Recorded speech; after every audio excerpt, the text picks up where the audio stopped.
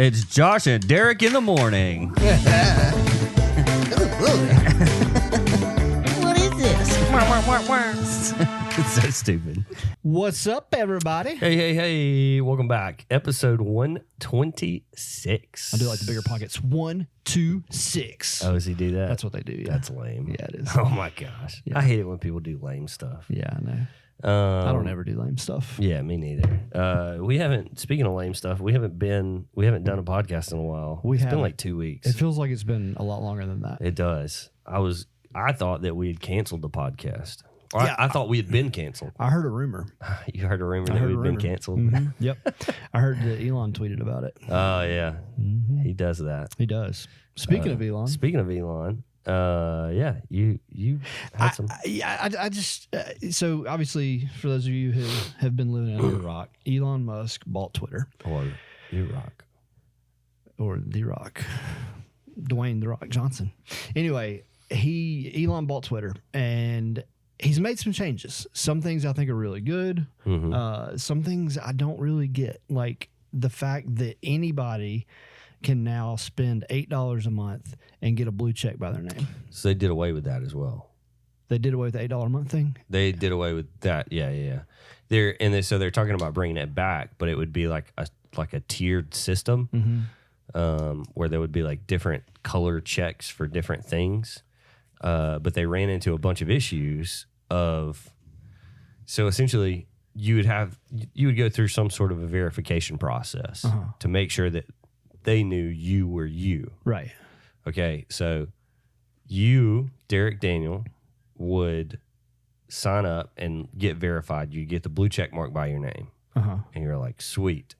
Then you would change your name and profile picture to Walmart. Right. And then you've got all these people that think, like, why is Walmart tweeting, like, capitalism sucks. Yeah. And stuff like that. So they can't figure out a way to, like, combat that. I think if you're going to do that to where anybody can get verified, you got to be strict on the verification process. Like, you got, like, driver's license, something. You couldn't change your profile name. That needs to be a huge part. Like, you cannot change your name once you're verified. Or picture, even. I feel like picture would even be, like, kind of like... Maybe your picture has to be approved by Twitter to be able to be changed. I could be down with that. But I mean, when you've got people... Like, I forget the name of the company now, but there's a company that makes insulin. It's a pharmaceutical company. Free Willy. Is that what they're called? No, I don't think they're called that. Anyway, Titanic. It's something illy though. I know what you're talking about. It's a company that makes insulin, and then somebody changed got verified, and then changed their profile to look like that, and then was like, hey, insulin's free, by the way, which it's Eli Lilly. Yeah, which technically insulin is free because the patent on it and everything is like the guy who created insulin opened it up and was like, this is a drug that everybody, like, if you have diabetes, then you need this drug. And so there's no reason that companies should charge for it, essentially. He was like, I want to make this open to the market where everybody can have access to it. The guy who did the patent. Yeah. Okay. Yeah. And, but then you've got companies that come along and overcharge, and like, cause I think, insulin supplies, like the cost of insulin supplies in like the past 2 years have like tripled. Like, it used to cost you, we'll just say like $5, and now it's like $500. Like, it's some exorbitant amount that it's jumped to. And so that was the reason that the person posted that tweet. Well, that caused their company stock to go down. Yeah. Which it rebounded, and I actually made a little bit of money off that, so it was pretty cool. But and when I say a little bit of money, I spent $28 buying a partial share, and now you're a millionaire. And now I'm up to like $28.80 or something. Yeah. But I knew it was going to rebound, but that could be problematic, For sure. And another somebody tweeted that the Braves had acquired DeGrom, and like somebody told me that, and I got all excited about it. Yeah. And I went and looked, and no, that was a fake tweet too. but it had a blue check mark beside it. I don't remember who it, maybe the Braves tweeted it, but it was the fake, but it was a verified account by somebody else that changed their name. And I don't know, that's just super problematic. So you're saying though that they've done away with that? Yeah. Okay. That's no longer, and I think all the ones that were issued got unissued. Got their $8 back and blue check taken off, unchecked. Yeah. Cool. Which, I mean, I wouldn't care enough to be verified on Twitter, and I'm definitely not paying $8 a month for it. No, absolutely not. But some people do, and some people care about that stuff. And so if you can buy your way into it, cool. But there needs to be like a vetting process, and it needs to be like your profile gets locked down, essentially. Like you can't change your bio without like somebody verifying that information is true. Right. Not that you shouldn't be able to tweet whatever you want. Oh yeah, you can tweet. You can tweet whatever you want. Your stuff. Yeah. As you. Yeah. You just can't change anything to be somebody else. Yeah. Free speech is you being able to. What I don't get though is how did Elon, one of the most brilliant minds on earth today, how did he not see that coming? Or was it like the Tesla Cybertruck window thing where he threw a bowling ball at it and it broke it because it wasn't supposed to, but it did and got a ton of publicity?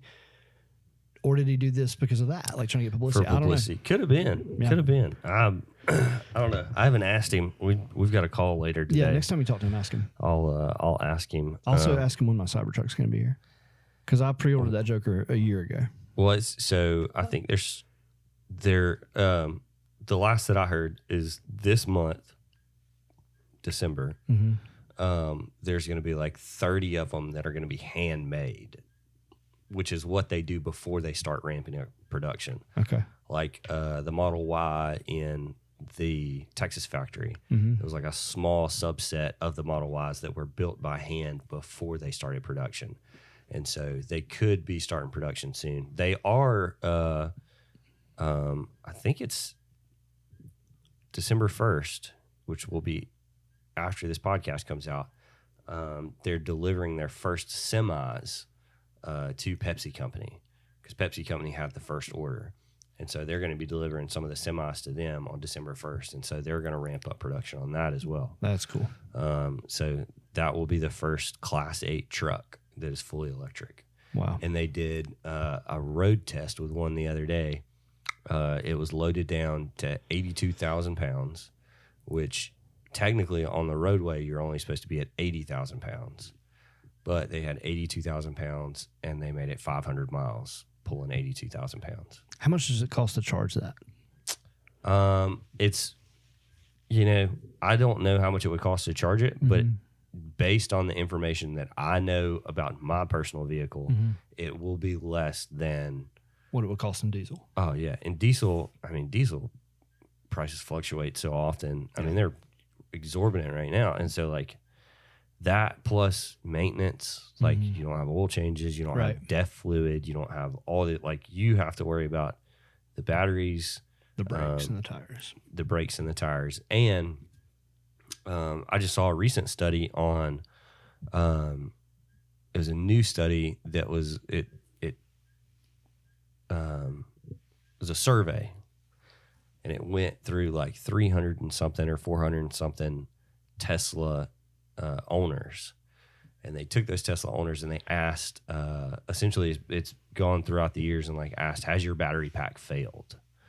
Because that's one of the things that everybody talks about, like with electric cars. It's like, oh, what happens when your battery pack fails? It's like, well, what happens when your motor blows up? Like, it's so stupid that like but with a gas motor, you have a motor and a transmission. The motor, the transmission, everything in between. If you've got a 4-wheel drive, then you've got the transfer case. You've got all kind of stuff. But can't remember where I was going with that. The survey, or the survey that asked them, like, essentially, is your battery pack okay, or has it failed? And so out of like 400 people that they surveyed, it was like 4% of those cars had failed battery packs. And then it was like 60% of those battery packs failed between 50 and 100,000 miles. So out of the 7%, 60% of those failed between 50 and 100, which is within The warranty the period. warranty period. And so there was like 1 or 2 outliers within that subset that was past 100,000 miles. So it's like you hear all this stuff about the battery pack failed, and it's like, well, how often does that happen? Yeah. 7% of the time. Yeah. Like, how often do you drive off of a 40% lot? of the time, is it? Or probably less than 40, because that was between 50 and 100. There could have been some that failed before 50. Yeah, there was a few that failed before 50. So less than 40%. Of 7%, whatever that is. So you're what, 2-3% of the time? Yeah, that's like that ends up what's being the percentage of Chevy and GMCs? I was about to say, you drive it off the lot and then all of a sudden the motor explodes. Yeah, like a buddy of mine is just put his wife's car in the shop because the transmission went out. It's a 2015 or 16 maybe, Tahoe or Suburban. Uh-huh. But like I've heard a lot of people having transmission problems with those. Yeah. Here's another thing that gets me. It doesn't infuriate me. It's just like it's a weird talking point. Uh-huh. And this comes from firefighters. And so this is like it's like, dude, what? And they're like, what happens when it catches on fire? And then I go, okay, how long have you been in the fire department? Like 15 years. How many car fires you been on? Oh man, I've been on a bunch of car fires. How many of those were electric? Well, I ain't seen one of them yet. And it's like, okay, so cars will catch on fire. That's just a thing that cars do. Yeah. Everything catches on fire. Right. So like, why are we like, wow, when an electric car catches on fire, man, it's gonna be a problem. It's like we already have those problems. We have problems with cars catching on fire already. Yeah, I think people just want to hate it because it's a new technology, and like even my wife Danielle she is anti-Tesla because she's gotten on this anti-Tesla kick on TikTok. Yeah, and it's like, what? Like, no. Well, and it's funny. I heard somebody talking about it the other day, and they were like, "It's weird that like the things that like these older generations like pick apart, and it's like if we would have just been doing that the whole time, like in their like they were like the can do, like we're gonna make it happen, and like if somebody was like, hey, we're going to the moon, and they're like, whoa, the moon? What happens if we blow up on the moon? Or like something, you know? It's like, why are you cherry picking this like specific idea? 90% of it is just like who you're listening to. Like, are you listening to Fox News? Who like I don't. Surely Elon is like not concerned with like overthrowing gas car companies. Right. He's like, I made a good product. People told me that you couldn't make an electric vehicle, and here we go. Even Bill Gates. Bill Gates said Class 8 trucks will not work because of the energy required and the battery packs required would make it inconducive. And so like when they start delivering these trucks, Bill Gates is going to have to eat some crow on that one. Because, we've been talking for 13 minutes about Twitter and electric cars. I like it. Let's move on. Speaking of moving on, what are we going to next? Christmas decor. All right. So Josh you guys make fun of me on this one. Okay, yeah. And that's fine. I'm ready for it. So I paid somebody to put up my Christmas lights. Yeah, like a chump. So I live in a 2-story house. Yeah, I do too. And I know the extent of my, I'm not going to say skills. I'm going to say work ethic when it comes to hanging Christmas lights. Gotcha. I got a great work ethic, but not when it comes to hanging Christmas lights on a 2-story roof. Yeah. So anyway, I called this guy who somebody posted in my Facebook HOA Facebook group about this guy that hung Christmas lights. So I called the guy and I was like, "Hey man, do you want to give him a shout out?" Yeah, Kyle Anderson. Okay. I don't know his phone number, but if you want it, leave a comment on the podcast on YouTube. Anyway, so I sent him a text at like 8:00 one night, and I'm like, "Hey man, how much to hang Christmas lights?" And he's like, "Send me your address." He sent it. He's like, "All right, it's not pulling up on Street View. Send me a picture of the house." So I sent him a picture, and he was like, "It'd be this price for just this part of the roof, or this price for the rest of the front of the roof." Yeah. And I was like, "All right, let's go with the whole front of the roof." And he's like, "All right, I can get to it tomorrow morning if that's all right." I said, "That's perfect." 7:30 in the morning, he was there. Less than 12 hours later, he was there hanging Christmas lights. By the time I got home that afternoon, they were all done. He provides the lights. He custom fits them to your house, so you don't have lights hanging off the side of your house. Yeah. He's got he positions them all the same way. You got all kind of different color options, but he provides the lights. He if any of the bulbs go out, he'll come and change them. And I had a bulb go out, and I texted him one night, and he was there. By the time I woke up the next morning, it was already changed. That's awesome. Yeah, and he will take them down and store them for you all year. So that to me, it was worth what but that said, you said we're going all out for Christmas. We are going all out for Christmas. So the rest of it we're doing ourselves. And I'm going to show you a picture. And I don't know if I will say, if somebody hung up the lights on my roof, I could do more on the ground. Yes. Yeah. Absolutely. And so that's what we're doing. So this is a garland archway that my wife and I did. And where'd y'all get all that? I think Target and Hobby Lobby. Oh, okay. But I made a frame out of PVC and then zip tied chicken wire to it. Okay. And then zip tied it around our 2 columns. Yeah. And then the PVC goes across for the top part. But cool. That's part of what we're doing. We're also doing a bunch of inflatables. We've got you haven't seen my inflatables, have you? We've got those, and then we've got like 6 more that we've got to put up, which we had to take everything but the garland down last night because we were afraid of the storms. Yeah. The so I feel like I go all out because this is my time of the year. Halloween, I'm not gonna put a Santa Claus or a skeleton out in my front yard. And so I feel like I go all out. Yeah. And I've briefly thought about like getting somebody to do the lights up top, especially because it's so like, I almost bought a harness and like a whole like roofing system so that I could like do my roof without feeling like I was going to fall. Because I get on top of the roof and then hang over and then clip them. Also, pro tip, instead of using those stupid clips that you put under the thing, binder clips. Like the black binder clips that have like the 2 pieces of metal. Yeah. You put those on the roof and then just get it next to like one of the lights where you want to tighten it. And you just pull it tight and then clip it to the roof. Man, I'm telling you, way easier, way faster. Yeah. It's amazing. But yeah, I like going up, like we're going to have like Clark Griswold will be in our dormer window with a Christmas tree right there, and then like LED strip lights to like light him up. We had so many people last year like stop and be like, I thought you were just standing in that like why like I drove by and I was like, why is Josh up there like looking at everybody? But so last year we did the roof lights, all the bushes in the front yard. I want to do wrap the trees this year. And I had a 20-foot Santa Claus last year. I don't know if you saw him. I didn't. So he now has a friend. I have a 20-foot reindeer on the other side of my house. It's an inflatable. I need to see pictures. I go all. I'll blow them up here in a minute, and you'll see them.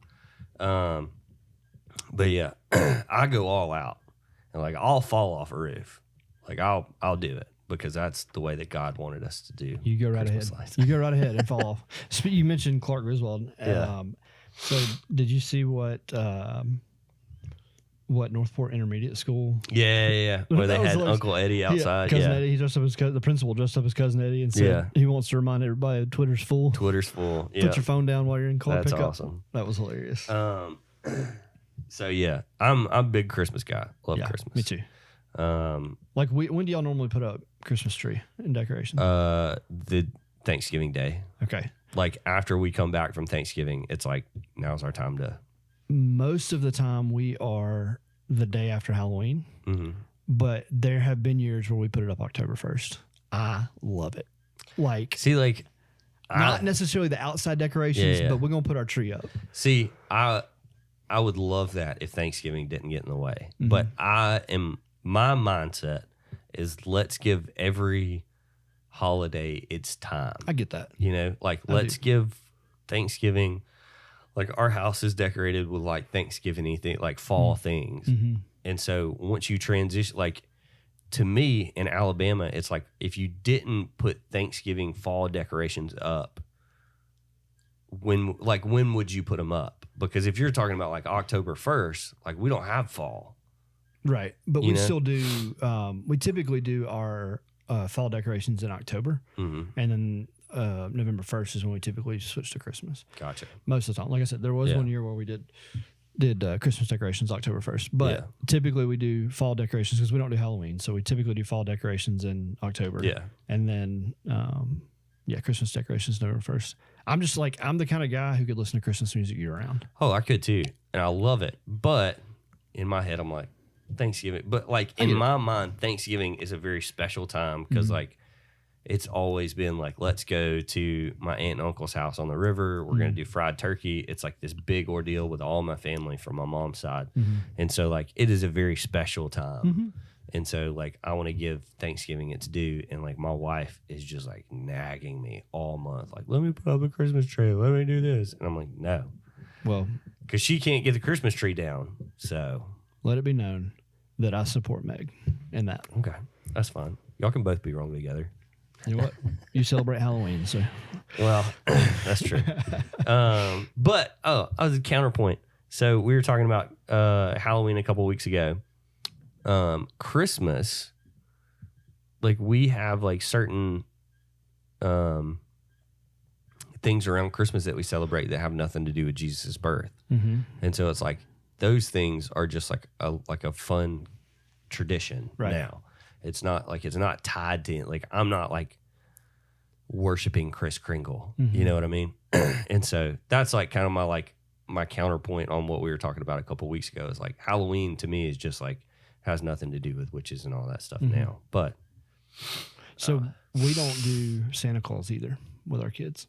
We do Santa, but we talk about like who, like where that story comes from, like Saint Nicholas who would go and give candy to orphans or whatever, and we use the spirit of Saint Nick, like kind of the whole generosity, and we talk about that, but we like our kids don't think Santa delivers presents. Well, Jason, we went to the Nook. Shout out to the Nook hair salon. We went there last night to do Christmas pictures with Santa, and like Jason, surely Jason's seen a Santa Claus before, but he hasn't seen one with us. So it's been 3 years, and he hasn't. I don't think that he's been with a Santa Claus, like sat down in a Santa Claus's lap, or next to a Santa Claus, and like as soon as we walked in, he was like eyes were fixed. Really? It was like you can't tell him anything. Like he liked it? Yeah, he was like that's freaking Santa right there, man. And like it was so funny. A celebrity. Like, yeah, he was like the way that he's like sitting in the pictures is like the most proper like way that he's ever sat. And like That's Meg hilarious. was talking about, she was like, it was really weird how he was like. I was like, no, that kid's seeing Santa. Like it's like if Jesus walked in the room, you'd be like, don't cuss, don't like, don't look at anything weird, like don't. And it's like that's just. It was just so funny to see, cool. like, and when he sat down Super next to him, he was like, okay, like he was just like super formal, and God, it was funny. That's awesome. I had this feeling the other day. Okay. So, what's the deal with when you spend a lot of money somewhere, and then after you spend a lot of money at a certain place, like in your head, you're like, let's get out of here. Like, we have to leave right now. You know what I mean? Like, if you buy something that's like a big amount of money, and then you're like, we got to get out of here. I don't. You don't? Get that, no. I'm like, what else do I want to buy? See, are you a saver or a spender though? I'm a saver. I say I'm a spender. Yeah. So like when I bought, I recently bought a 9mm, and when I did, it was more than I wanted to spend because I saw some other sales and stuff, and then I also was quoted a price, but it wasn't the same gun. So it was like $50 to $100 more than I wanted to spend. Okay, but it was still a good deal. It was just more than I wanted to spend. Sure. But as soon as I cashed, like swiped the card or gave him the cash, I gave him cash. As soon as I gave him the cash, I was like, we got to get out of here. That's like I got to get as far away from this place as possible. That's hilarious. You don't have that feeling? No, not at all. Oh my gosh. Let me ask you this. So, and I listened to this on a podcast on the way over here. If somebody told you, hey, I've got $200 in cash that I'll give you. In order to get it, You have to go down to your car. You have to drive 2 hours. They're going to tell you to do some some push-ups and some sit-ups, and you might have to run like a mile or so. And then you got to drive 2 hours back. Not like not a crazy workout, just like. Yeah. But you got to drive 2 hours there, drive 2 hours back, spend maybe 30 minutes working out. And you get $200 cash. Yeah. Would you do that? Like, to what, on a scale of 1 to 10? When can I leave? On a scale, so like 1 to 10, 1 is. Can I leave right now? 1 is like, 10 is like, I would go fight a tiger to get to my car to be able to go do that. Like, what number would you be? Pretty high. I'm probably like a 7 or an 8. Really? Yeah. $200. $200, but that's you're spending essentially 3 hours of your time. No, I'm sorry, 5 hours of your time. Hours, yeah. To. Well, how much is that per hour? I don't know. That's like what, 50? But $200. Sure. Like, you make more than that in one night at Cheese Louise. Probably not. Okay. Well, so most I would, to me, it's like, man, $200. Okay. Yeah. I'm like, I got to drive 2 hours. I'll pay $200 to not have to drive 2 hours. See, my car drives itself, so I'm not driving for 2 hours. Okay, well. All right. So now let's look at it. If you're at the fire station and you just somehow know that one of the other firefighters is upstairs in your room, getting in your wallet to take out $20. Are you going to go stop him? Yeah. Absolutely. Yeah. Like, you're going to quit eating in the middle of eating to go stop him, right? I'll do both. Why is it that we will, like, you'd be a 10 on that one, I would imagine. Yeah. Why is it that people are more concerned about losing $20 than they are about making $200? Okay. So let me say one more thing. So part of that was what they were talking about was people are so scared. Back in 2016, people were like, "Oh, you don't need to buy houses right now, investment houses, because the market's going to crash." Yeah. And like the house, if you bought a house in 2016, so we bought a house in 2016 for $140,000. It was our first house we ever bought. We lived in it. That house sold like 6 months ago for a little over $200,000. So it's like you might lose a little bit of money. There's a chance you could, but look at how much money you would have made. Yeah. And people are so afraid to pay too much for a house that they'll walk away over, a couple $1,000s on a house. Yeah. When 10 years from now, that house is going to be worth double what it is right now. Yeah.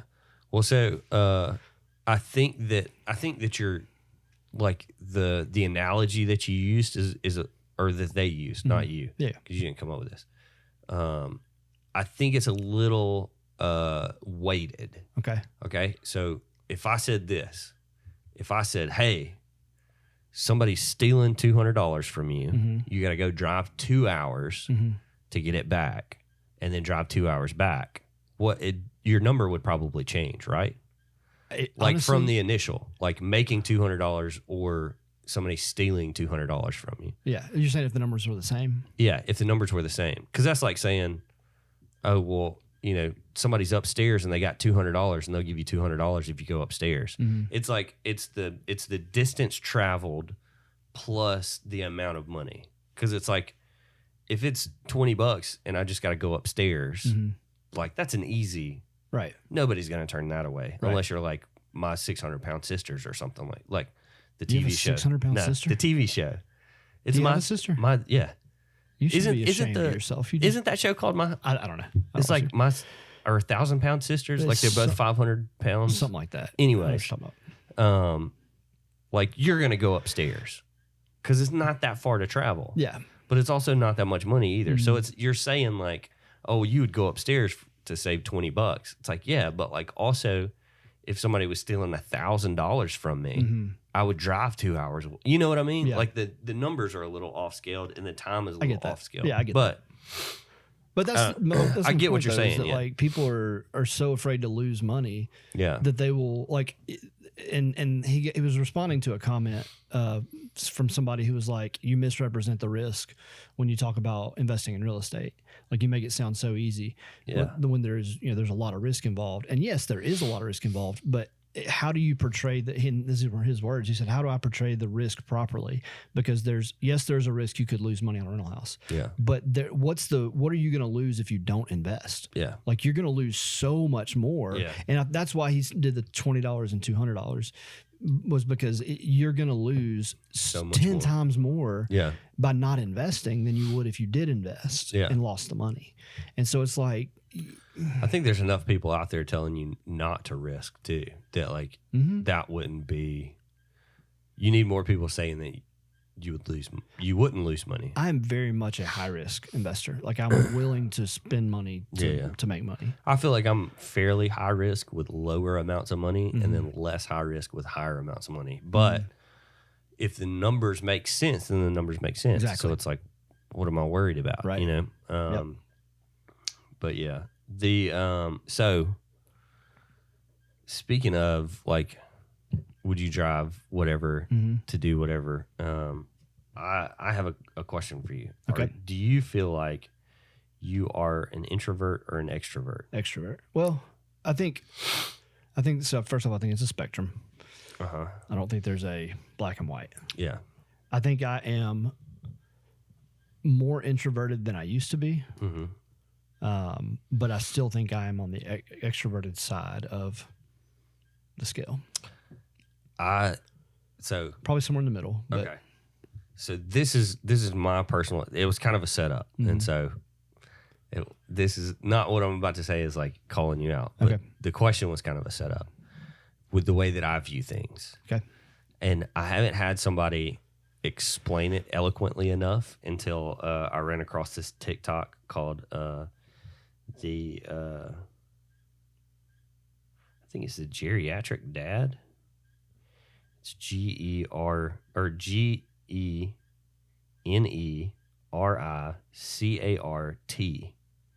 Dad. Spell it again. Generic. Generic. GEN. There it is, right there. Generic art dad. Generic art dad. Man, I'm stupid.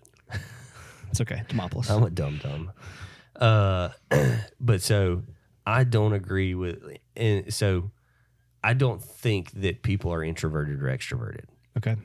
I think that sometimes maybe you will skew one way or the other, but I don't think that like putting a label on things like that is good. Okay. I agree. Like in the same way, and he makes this makes this analogy is like it's the same way that like horoscopes, like you can't just because you were born a certain day of the year doesn't mean that you tend to do this more than you do this. Right. Or like the Myers-Briggs test or like any of those personality tests. I hate those tests. Really? I hate them, man. I love Myers-Briggs. The reason that I hate them is because you're taking somebody who's like pretty complex as a person. Right. And you're trying to file me into this, like this specific thing. And then when it comes out at the other end, like the Enneagram stuff, it's like, well, I'm a 2 wing 7 or whatever. And it's like, okay, first off, are you using that as a crutch now? I think some people do. Yeah. Yeah. And then, so you're like, well, I'm just a 2. And that's the way that I don't know anything about the numbers. And so when I say I'm just a 2, I have no idea what it means. I don't know either. But like when you're just like, I'm just a 2. And it's like, so now you're using that as like a crutch. As an excuse. As an excuse to be a certain way. To be a jerk. When it's just, and like, you're saying, okay, so I'm a 2. And that means that whatever, so we'll say a 2 means that you like ice cream. And then a 7 is like you love ice cream. So you don't like ice cream versus you love ice cream. Well, I do like mint chocolate chip. I don't like vanilla. I don't like chocolate. I don't like any of the other flavors, but I do like mint chocolate chip. And so that you can't say like, I don't like ice cream because you do like ice cream. So you're not, and it's just, it's so complex. And the guy talks about, well, he says, well, it's like in a conversation between 2 people. Essentially, it's between 2 loved ones. And the wife is like, it's really, I'm so glad to see you that like we left this event and like how energized you are right now because I know you're an extrovert. And he's like, it's not that I don't like people and it's not that I don't like being around people, but he says, I don't know what's going to happen. And he says, you go with the flow a lot better. Like you are a person that can go with it. Like you can, And so it's like, it's not that I don't like people. Like, I like being around people. Of course I like being around people. Right. Everybody does. But it's like, you have these other things that happen. And it's like, you're not an extrovert. You're not a fan of like not knowing what's going to happen. And so like people like me, where I can go with the flow fairly easy. It's like easy for me to hang out with people because it's like, whatever happens, like I'll find somebody that I can talk. Like somebody's going to be like a freaking whatever. We'll just say like this happened recently. They build trucks that go on train tracks, like trucks that like the train track things. I've seen those. Yeah. Slide down like for people that work on train tracks. Yeah. And they even make big trucks, like dump trucks and stuff like that for that. And so I was like, I'm going to find something that somebody is like, oh, that's really interesting. And now I'm just going to ask you a ton of questions about it because I'm interested. And they love talking about it. Yeah. And like sometimes environments are overstimulating or understimulating. And so like there's 1,000 different things that you can like, you can file into this, but it's like, I don't agree with, and like, obviously I set you up with like being like, are you an introvert or an extrovert? But it's like everything about you and the environment is so complex. And to just be like, there's 2 categories. Right. And you have to fit into one of those 2 categories. And so I don't like you're either one thing or the other. Yeah. There's so much complexity there, but I do like Myers-Briggs and those personality profiles, a lot of them. If they're used the right way, yes, people can use that as a crutch and you shouldn't do that. But I like that. I use them for my team at work. So I can know what your personality is so that I can know, okay, you're going to hate doing the task things, or you're going to love doing the the people things, talking to people. And so I can assign jobs based on what your personality is and what the personalities of my team members are.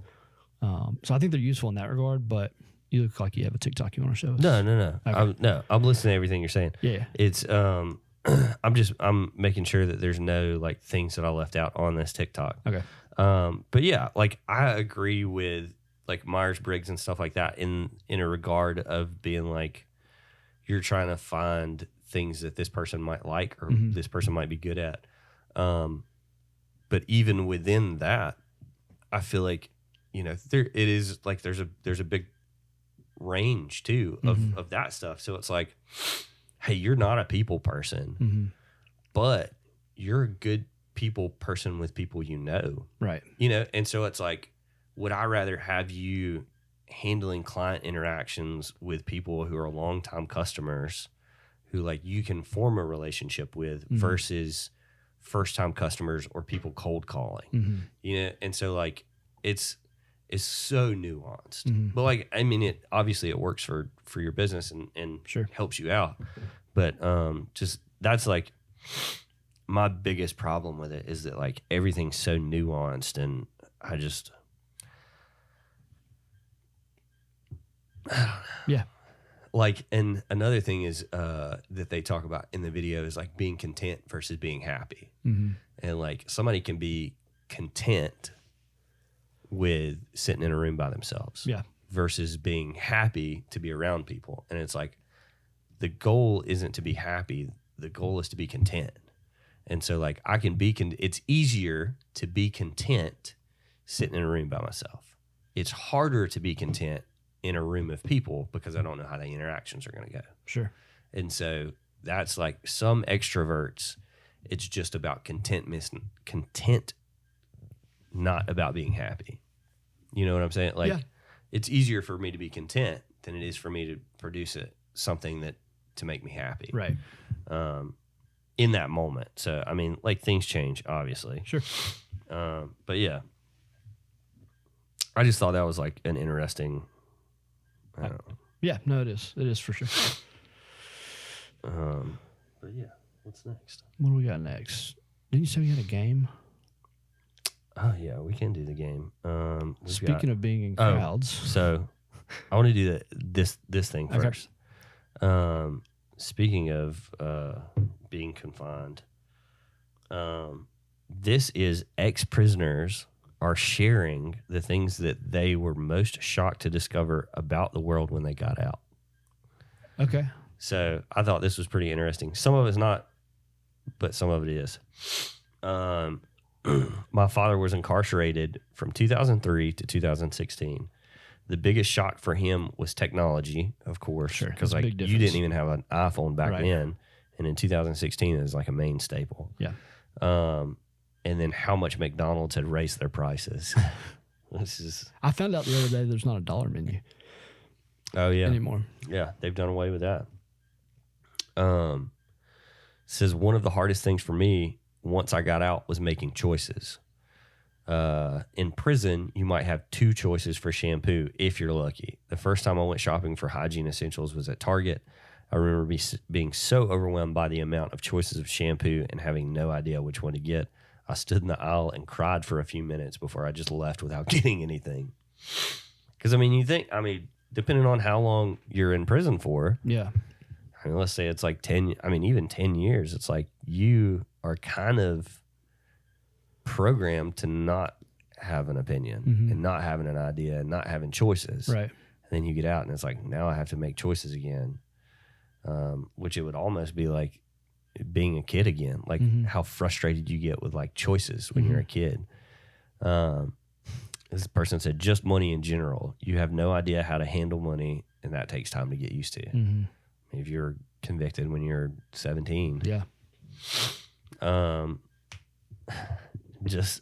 Just got out. Weirdest thing was seeing all these dang scooters laying everywhere.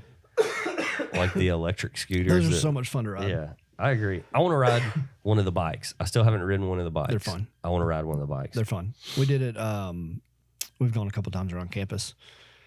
The VMO or VO or something like that. Yeah, VO. Yeah, those are fun. VEO. Yeah. I used those at. They had those at Furnace Fest, Really? and so we used them to go to the car and back. Yeah. And it was. So they had them outside Furnace Fest. Not Yeah. actually in the Yeah, festival. yeah. That's cool. My old boss spent several years behind bars. He said the morning he got out, his grandmother picked him up and they went to Target. He says his eyes was hurting because he hadn't seen the color red in years. Huh. There was nothing that was red in prison. And then he goes to Target and it's like everything's Everything's red. My brother only did a year, but when he was let out with a guy who did 30 plus years, he tells the story of him trying to explain a smartphone to the other guy. He said, imagine anything you want, whatever you want, and whatever you want to know, it's on your phone now. I'm sure that'd be pretty weird. Have you asked your kids to hold their phone, to hold an imaginary phone? Oh, up yeah, I've there? seen that. And they do yeah, that. They do that instead of that, yeah. My uncle had been in prison about 30 years, and he didn't believe that you can just order stuff from the internet and it would be delivered. So we ordered dinner from Seamless, my treat, and he practically power walked to the door when the bell rang. He swung the door open and enthusiastically greeted the delivery boy. I went in around the first iPhone and came out around 2014. What disturbed me the most wasn't so much smartphones, but how everyone everywhere had one in their hand staring at it. It felt very much like Black Mirror / Twilight Zone-ish. Almost like the Matrix. Yeah. I did 6 years. My biggest shock was finding out you can't do much of anything without a smartphone. Companies don't even do paper applications anymore. A lot of restaurants don't even have actual menus. Yeah, that's true. You got to scan it. I had a TA in college who was an ex-felon due to a dumb situation he got involved in when he was a teenager. He was tried as an adult and did 10 years. When he got out, he said the strongest immediate impression he got was from trees. He said they were so huge and looming, and he always felt like they were leaning towards him, like they were about to fall over. That's weird. I mean, you haven't seen a tree in 10 years. Yeah. And you're a kid going in. I have 2 family members who did a decent amount of time, and all of the things that could have blown their mind, Spotify was the biggest. Even though obscure house artists that we're buddies with back in '89 were on there, not having to actually burn a CD or buy records, they still can't get over that. That's cool. I've done 5 years in prison. I was mostly amazed by smart TVs with Netflix and browsers directly to the TV, and 4G internet speeds blew my mind. A friend of mine was very surprised by the new Coke Freestyle machines, like the ones that you can. I love those. I hate them. I get lime Coke. I see, like, Splash of lime Coke and then fill it up or soy with Coke. To me, they never taste They quite don't. right. They don't. And that's what I can't get over that. Like, they don't. This doesn't But taste you got to quite find a flavor that you wouldn't drink anywhere else, and you'll like it. right. And then that'll be your place. Yep. Yeah, there's a couple more of these. I'll go through. All right, here's one. My brother just recently got out after 4 years. The first thing he did was take a shower and then run his feet along the carpet in the house. He said, I just had to do it. I get that because they hadn't seen carpet. Yeah, man, that's a whew. We don't have carpet in our house. Now that I think about it. We do. Actually, we do in the kids' rooms upstairs. I want carpet in my bedroom always. It's a homey feel. It is. It is. It's a comfort. Like when you put your feet down, it's warm. It's now, we inviting. have a massive rug in our room. Okay. So like when I put my feet on the bed, out of the bed in the morning, you step down I'm on onto, a rug. yeah. Yeah. If I had to step down on like Hardwood cold floor. click clack of a Awful. hardwood floor. Yeah. I did 4 years. The first night I tried sleeping in a dark bedroom like I did before prison, but couldn't do it. My dad was sleeping on the living room couch with a TV on, so I slept on the other couch. I needed to sleep around people and noise for a while until I got used to being alone again. That is slightly sad. Yeah, like it is. it's like man, he doesn't get to hang out with his buddies anymore. Yeah. It's probably not the way he views it. No. This is the last one. Spent 6 years behind bars. When I got out, the biggest shock was the beautiful sights and colors. I forgot how gorgeous nature was.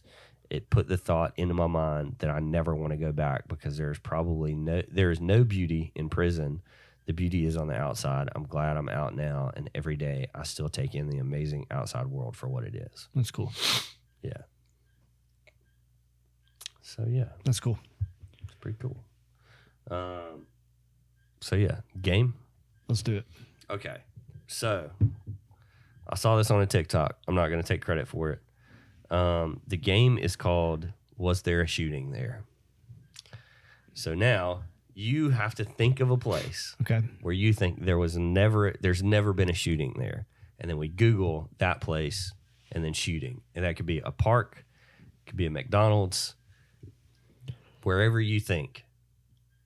And am I trying to find a place where there was a shooting? Where there was not a shooting. Where there was not a shooting.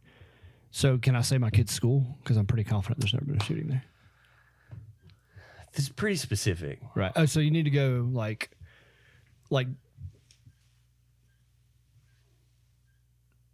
Hurricane Creek Park. I guess. I would be surprised if there has not been a shooting there. Yeah, it would. So,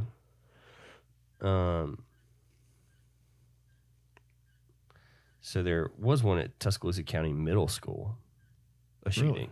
Yeah, Wait, there's not Tuscaloosa Middle School. not anymore. Oh, I guess they changed the name probably. This is in 2018 at a Tuscaloosa County okay, probably Eccles. Middle School. Or it could have been Brookwood or anyway. It was Eccles. I'm not surprised with that. Yeah. So it was like doctor's office. Like they would it was like very broad. Okay. But Let's say chiropractor. so I'm gonna do Hurricane Creek first. Okay. I'll be very surprised if there's not been a shooting at Hurricane Creek Park.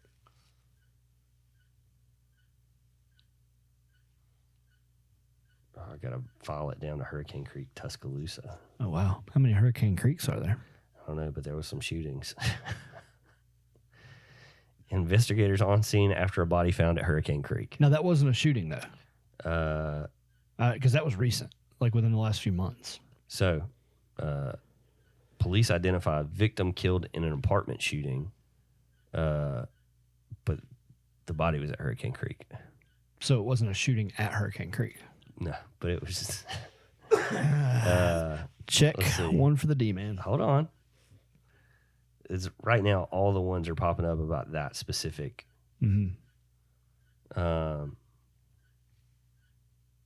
Gosh, literally every single thing is like about that specific. Okay. Chiropractor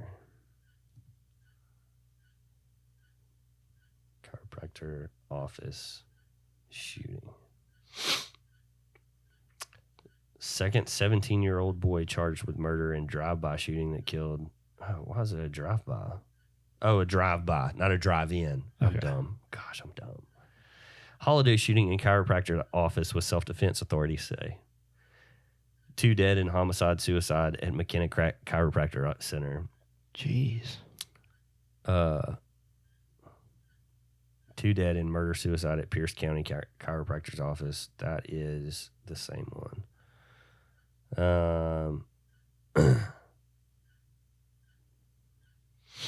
Yeah, a lot of chiropractors office shootings. Victim recovers from accidental shooting at chiropractor's office. How do you accidentally shoot somebody at a chiropractor's office? Pennsylvania man pleads guilty to brutal murder at chiropractor's office. Okay, So chiropractor's office is it's out. Out. What about Chuck E. Cheese?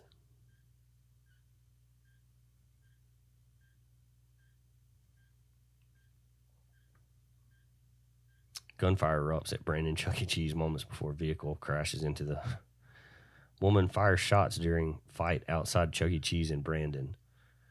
Man killed outside of Chuck E. Cheese with children inside. Father dies after accidental shooting outside of Chuck E. Cheese. A lot of accidental shootings too. I know. People need to learn how to use their guns. Yeah. What else are we thinking? What do you got? Do insurance office. What about State Farm? Can I file it? Okay. See what happens.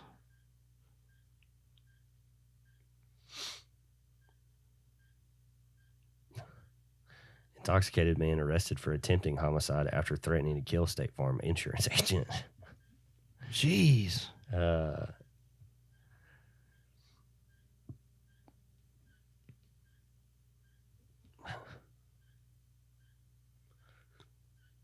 There's a couple of them. Yeah. Anyways. That's interesting. You gotta go, don't you? Do I? Yeah, I do. Okay. Do you want to talk about your new fanny pack? Pistola. Yeah, so I gotta I don't know if can you show a weapon on YouTube? Yeah. Okay. I watch gun videos all the time. That's true. So I have what I think is the perfect concealed carry device. I'm excited about this. Because I do not like holsters. Okay. I've worn So holsters. when you're talking about holsters, you're talking about something like this. Yeah. Even I've had like a fabric one, Uh-huh. and then it's got like just a small metal clip. I think it's like Uncle Dan's or something, Okay. whatever. But yeah, like this, like Yeah, again, Kydex. what other part of clothing do you put on your body that's this hard? Nothing. Exactly. Nothing. Like It's maybe not comfortable. Maybe a belt buckle. But this is super concealable. Like I can wear this with, and if you're listening to this not on YouTube, go check it out on YouTube to see what we're talking about. But I can wear this with gym shorts and a t-shirt.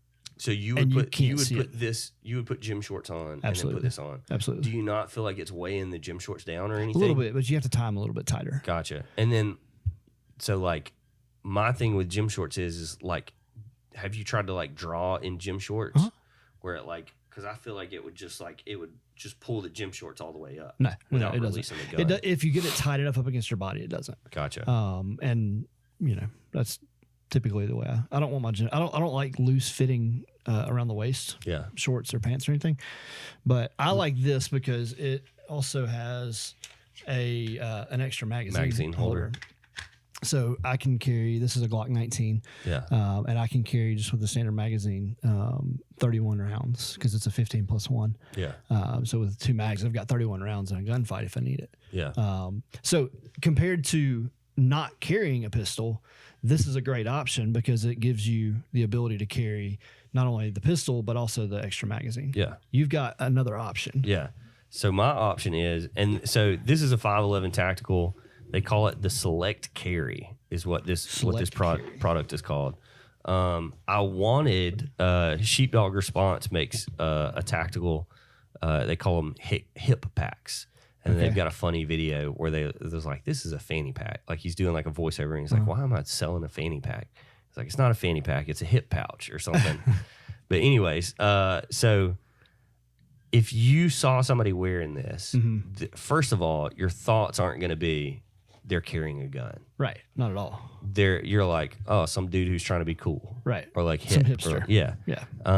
But I don't like pistols being on me and like digging into me. I also feel like they're gonna fall out, like the clip or something's gonna fall out when I've got it. And it doesn't matter how secure it's an internal thought. Sure.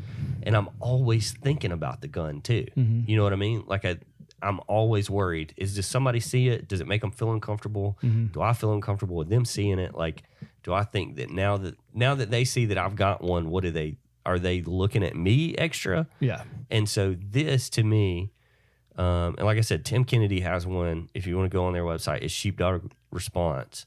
They've got a more they've got a less tactical. This is not super tactical. No. But theirs looks like a legit fanny pack, and it's got like a Velcro holster on the inside. You can carry extra mags really easily.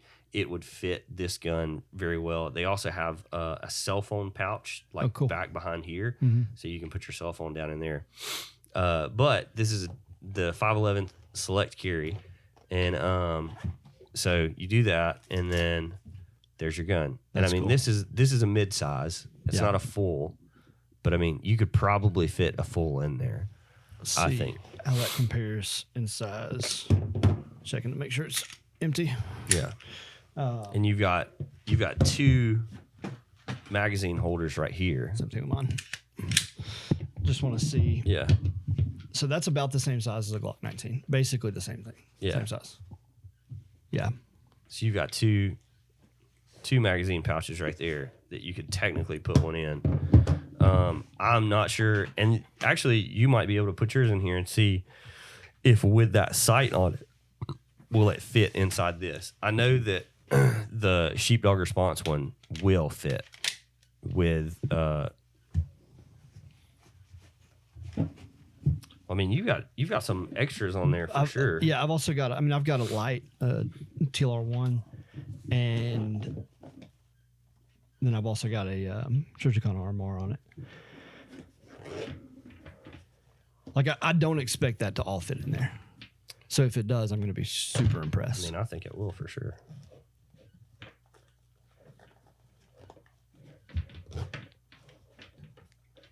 It's having a little issue right there. Yeah.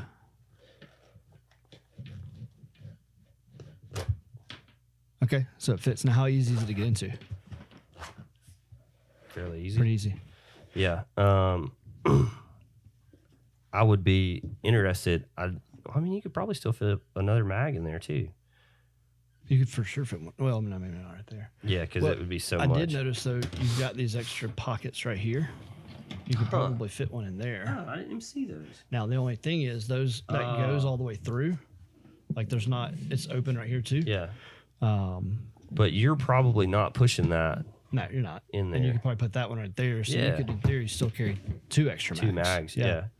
Now, Man. my only thing that I don't like about this Yeah. is I'm not going to carry one in the chamber because it's not there's not something hard around the trigger.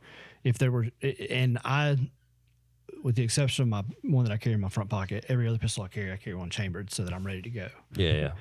But that's a lot more comfortable Than that. Yeah. Yeah.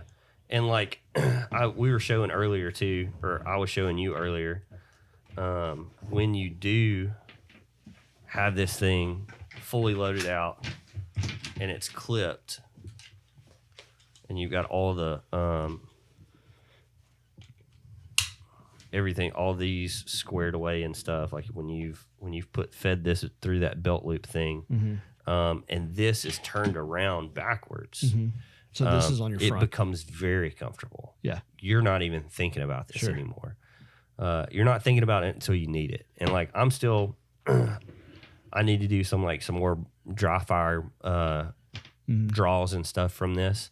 But so far, I'm very pleased. It also has these pieces of fabric that come out and Velcro back to the pack like that. And then once you hold this, like if it was So then you just pull this tab, and when you pull that tab, It's right there. it's right there. Quick And so pull. it's like, Quick it's a access. quicker, yeah. Honestly, and like, again, I've got to mess with it more, but like the way that I've kind of practiced is just with both of the, and also, so that's lockable right there. Okay. So you can put a lock on that. Yeah. That's cool. But to me, that like has been, Super I'm fast. not sure how much more time I can Save. gain. Consider that's a fraction of a second. Yeah. Yeah. And two, like, granted, I haven't been in many situations where I felt like I needed a gun. Mm-hmm. I've been in situations where I feel like I wanted a gun Sure. that would make me feel more comfortable. But if I was ever in a situation where I needed a gun, I don't think that much time is going to be like, I feel like I'm going to have more time in that situation, because I would say that probably a lot of shootings occur now in large open public spaces. Yeah. And in my mind, every time I am in a large public space, I go, like, every time I sit down at church, my first thoughts when I sit down at church are entrances and exits, and then if they come from this direction, where am I going? If they come from this direction, where am I going? And so I feel like I've got a couple of minutes, I feel like I've got like 30 seconds to where like I put my first plan in place, which is entrance and exit, or putting something between me and them. And then that's when I would draw. Sure. It wouldn't be like somebody's coming through, I draw. But I don't know. Somebody was talking to me about that. I was like, oh, well, hold on a minute. Let me unzip my fanny pack before you shoot me. And it's like, I think you've got more time than that, but I could be wrong. Yeah. And so one thing that's interesting is you talk about when you sit down at church, that's the first thing you think about. So I'm on the safety team at church, or the security team. And that's one thing that I'm constantly thinking about while I'm serving, because I'm at the church most of the time. I attend usually one service. Yeah. But I'm there for the rest of the services. And that's one thing that our team looks at, is every entrance to the church that is either locked or there's somebody security at it. But yeah, that's something that I'm always thinking about every time, and I think a lot of guys do. Yeah. Like, hey, okay, if a shooter comes in from this entrance, this is what I'm doing. And so it makes you wonder, like, what happens if a shooter actually enters and you've got all those guys going? Well, I mean, so another thing that, like, one of the reasons that I feel like I would have time is because I need to assess the threat. Because if somebody just comes into the church with a gun, if they enter from the front door with a gun, they will not get to the sanctuary. It's the auditorium. Well, so even if they come into the sanctuary, like, I'm not going to be sitting outside in the lobby waiting for somebody to come in. You guys will be, but we'll say they come in the church and then they come through the doors with a gun. Okay. When they start shooting, one of my first thoughts is going to be, where are they shooting? Right. Because the last thing that I need to do is shoot someone who is assessing another threat. Right. So, like, if somebody comes through the lobby or comes through the doors, and then they start shooting, well, maybe they go through this all the time, like with tactical response people and people who have been through the military, and like people who haven't been through the military, and in situations like this where your adrenaline spikes. I have a distinct opportunity to have a lot of adrenaline spikes and have the ability to calm myself down in adrenaline spikes based on my job. Sure. But a lot of people don't. Right. And so when somebody comes through a door and starts shooting, if the first thing you do is pull out a gun and start shooting them, well, they might have been the police officer coming in. Right. And when you have that adrenaline dump, you might not be looking at their uniform to see who they are, because there could have been a person on the other side of the sanctuary with a gun that was the threat. And so when you took the police officer down, you actually helped the threat. Right. And so you you have to like calm yourself down in those moments and like think through. And so that's why I feel like I would have more time than like I need to be super quick. Like, Right. I mean, I do like once I go to draw the gun, Yeah. I need to be quick and I need to be smooth more than anything. You need to be smooth, but you also have to like assess the threat. Like, what is the threat? Yeah. Is this the threat? Is this not the threat? Is this an elaborate, I mean, is this an elaborate like message point that like, what would you do if somebody enters with a gun? Yeah. You know, like, and so you just shot an usher who was just like, he had a Nerf gun, you know, just joking around or something like that. And so I don't know. And if you want to go to, Sheepdog Response, they've got a lot of really good videos. Also, Mike Glover with Fieldcraft Survival. Man, he's got some amazing videos. Like, one man QCB stuff, or CQB, sorry, close quarter combat. And then he's got a lot of videos on like 2 and 3 man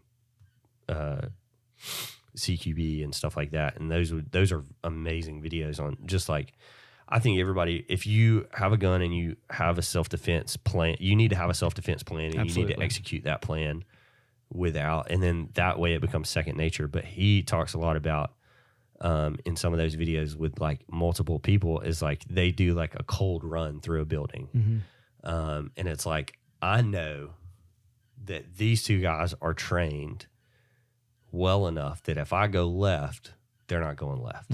They're going right, or they're going straight. If they see a guy going left and a guy going right, they're going straight. Right. Like they have enough confidence in those people. And so I think that's cool too, to like, in that, like maybe that's something that like Highlands talks about, or maybe they don't talk about, is like every point needs to be covered. And like, I need to have enough confidence in the people that I'm with that if I'm covering this point, they immediately know to cover this point. Right. So Yeah.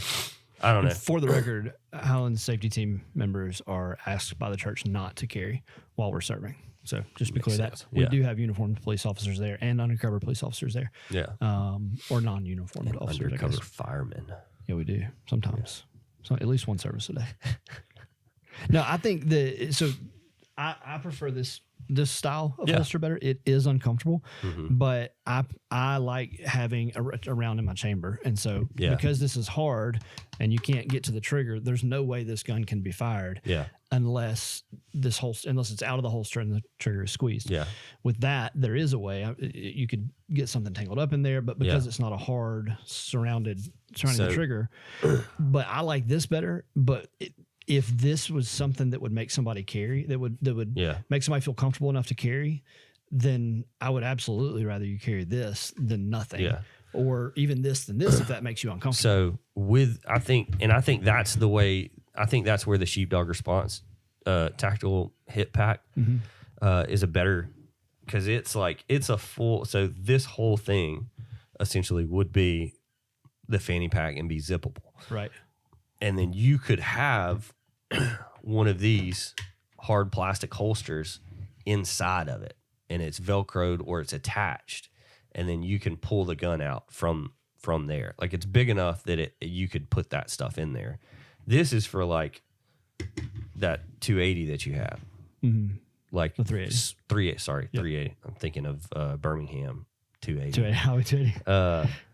But yeah, like something that's a small, very small compact gun. That's what this pack is made for. Yeah. And I think that like maybe I'm over extending this pack with this, but I think it's under bags.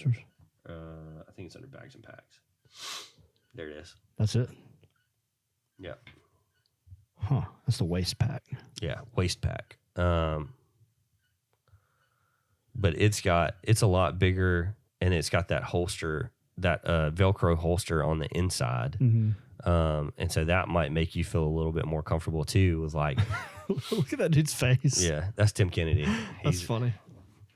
He's a goofball. He's like pumping gas. Yeah, I'm a badass. That's funny. That's funny. Check out so training is huge in this. Don't just buy a gun and then stick. And not, like, you need to train regularly, not just go to the range once and learn how to use your gun, but like you need to shoot regularly as Yeah. often as you can. No, you don't have to become a gun nerd and go shoot every day. Or There every needs to be week somewhere even closer to Tuscaloosa. to shoot. That's a problem we've been talking about. There are a couple of private clubs, Yeah, but they're hard to get into. really hard to and get into. I'm sure they're expensive too. There's only one public range, and it's way out in the middle of nowhere. And there's a bunch of goober idiots Yeah. that go there and wave their guns everywhere. And too, like sometimes that road is like pretty impassable. Mhm. Like if it's rained real bad or if it's like stormed real bad, yeah, like I don't have full confidence in my car to go up there. I've just heard a lot of horror stories of people going up there and like having a loaded gun with your finger on the trigger, and you turn and like you flag everybody, and it's like that terrifies me. Warrior Ranch in Brookwood is a good place, but if you're Are not they still open? they are. If you're not a Okay. member though, you can't go during the week. You have to be a member in order to go during the week. It's $50 a month to be a member. That's a lot of money for most people. Yeah. It's Especially depending on how many times you're going to go. right. But if you're going to go more than, I think it's, if you go twice a month, it pays for it. Yeah. So, I mean, take that for what it is. But, it's super important to train. If you, the sheepdog response and Fieldcraft survival. Fieldcraft survival are good ones. T-Rex Arms puts out a lot of good training videos. They focus a little bit more on rifle AR platform, Okay. but they also do have a good bit of pistol, and they also have a lot of good targets that you can download for free on their website and shoot. Yeah. And print them off at home. So a lot of cool resources out there. Yeah. I encourage everybody to carry a pistol. Fieldcraft response has and sheepdog response both have classes that you can attend and like different levels of classes. They've got like a pistol gunfighter class. They've got a AR or a AR platform or like rifle Rifle gunfighter. 1, Rifle 2. Yeah. So I've done a Rifle 1 with Warrior Poet Society. Really, That was a it good? lot of fun. Yeah, That I was want to. so much fun. And my next gun is probably going to be an AR. Yeah. Yeah. That's I'm a big fan of them. But Yeah. you got to train in order to be good It's at it. hard to train. Though. It's hard to have There's time. nowhere close to here. Dry firing is a good way, Yeah. is a good alternative though. And you can get, there's an app that you can get, and it comes with or you buy this, Sensor. it's a laser. Yeah. It looks like a 9mm round, but it has it's a laser Yeah. instead. You can get that and set it up, like you set your phone up, open the app, and it'll tell you where on the target you hit. Mhm. And it'll tell you like timing. It's got Yeah. shot timers and all this stuff. So that's really cool. It's not realistic because you can only get one shot off because you have to re-rack it because it doesn't have the force kicking it back. But it's like G-Sight is the name of it. Yeah, I've seen those before. Yeah, those are really cool. And you can get a lot of dry firing in, with that. Yeah. And it's better to dry fire than not at all. Yeah. You could also get airsoft guns. Those, Yeah. that's about on the same level as dry firing. But anyway, we went way over, I think. Yeah. But Way I love over for talking- you. I love talking about guns. No, I don't made have anywhere to arrangements. be. I made arrangements. Okay. So we're good. It's like I don't have anywhere to be. Yeah. No. But yeah. Cool. Awesome. Well, Yeah. guys, enjoyed it. Thanks for tuning in. And Yeah. we will be back next week with another one. Yeah. Roll Tide In your butts. in your butts.